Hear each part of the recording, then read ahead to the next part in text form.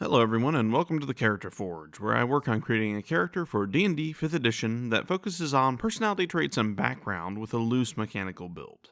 These characters aren't meant to be carbon copies, but instead give you all inspiration for your own ideas while tying them into Faeronian lore. Let me know what you'd like to see next in the comments below. Today we're making David from Edgerunners. Before I get into this too heavily, if you really want to play David, play Cyberpunk. It's a fantastic tabletop roleplay game all on its own. Go drop by Jajan the Wise's channel. He specializes in cyberpunk videos and lore. Let him know that I sent you over. Let's get to work on our totally built different kiddo that really just needed love, support, and communication. Like everyone in Night City, really. So first we need some goals. Mobility is definitely important. After all, speed is what you're best at. We're also going to need a pretty extensive physical and mental fortitude. Even if you aren't as special as you think you are, you're still several steps above everyone else around you. Finally, we need an innate likability and decent skill in leadership and investigation for all the jobs that you pull in Night City. On to our ability scores. You're fast, durable, and technically pretty strong physically later, but that's due to the chrome. So with standard array limitations, we'll take an 8 strength, 14 dexterity, and 15 constitution. And after that, you're educated with a solid judgment skill and decent ability to read people and social situations. So we'll take a 10 intelligence, 13 wisdom, and 12 charisma.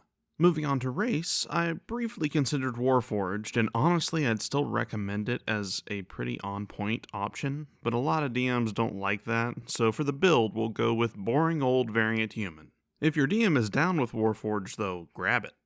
With vanilla race, you get a language, +1 constitution and dexterity for new totals of 16 and 15, proficiency in insight, and a feat. Take skill expert for +1 dexterity, new total of 16, and expertise in persuasion. Now for background, you were raised from a middle-class alchemist and doctor that poured all of her resources into ensuring you had the best schooling and equipment she could afford. With a missing father that your mother never spoke of, you were raised within the harsh underground of Waterdeep, the two of you doing your best to survive. Most of your time was spent doing your best to care for your mother in the off hours when you weren't pouring all your time into the Upper City Academy, studying magic, language, history, and politics. Pushed by your mother's hope of ensuring you'd find a place in high society. You didn't exactly excel, bullied for your upbringing, and not a shining genius, but you worked hard. You put your all into studying and making her proud. This gives us the Lorehold student as our background. It provides us with 2 languages and proficiency in history and arcana. It also provides us with the Lorehold initiate feature, providing us a few additional spells. Take light and thaumaturgy for the cantrips, and mage armor with this feature to wear something a bit better than studded leather. Gotta rock the shirtless jacket look later after all. Now, on to the meat of the build.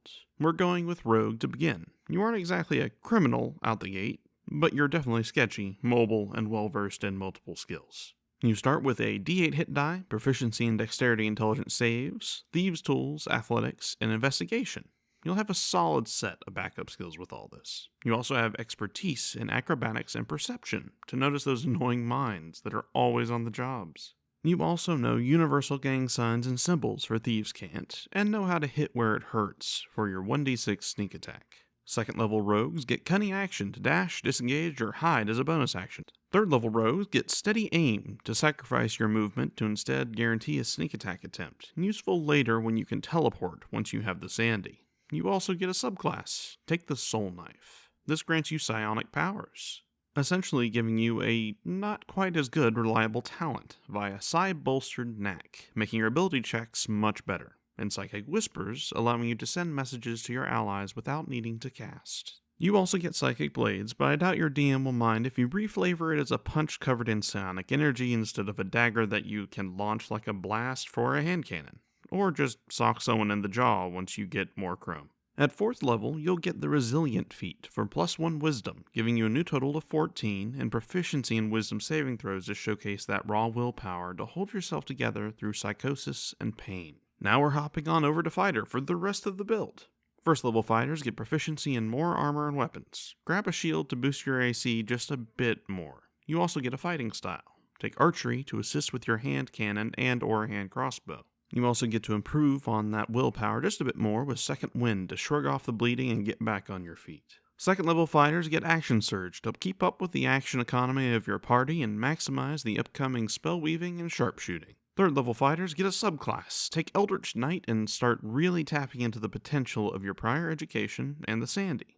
This grants you a weapon bond for your hand crossbow and spellcasting for Booming Blade to use with your psionic blades, quote unquote, and Minor Illusion for some basic projections with Absorb Elements, Shield, and Featherfall for general survivability and last minute high speed defenses using the Sandy.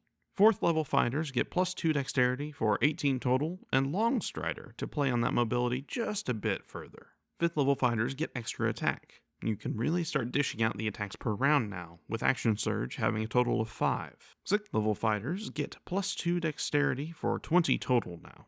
7th level Eldritch Knights get War Magic, which is not really helpful for you unfortunately since your cantrips are more for utility, but it does get you another spell. Take Kinetic Jaunt and maximize on mobility. 8th level fighters get a feat and a spell. Take Sharpshooter to start really dishing out heavy hitting shots now that your score and fighting style balance out the drawbacks. And take Misty Step so you can even steady aim, teleport, and sharpshooter attack all in one. 9th level fighters get Indomitable to showcase that physical and mental tenacity even further.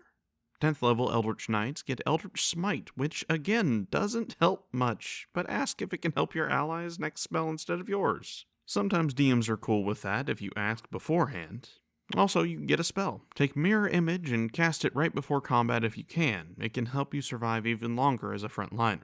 11th level fighters get that fantastic third attack on their action. Sharpshooter it up and watch the DM cringe. You also get an additional spell. Take Detect Magic and use it to scan the area for magical effects. 12th level fighters get a feat. Take Tough and enjoy the final cherry on top for your raw durability.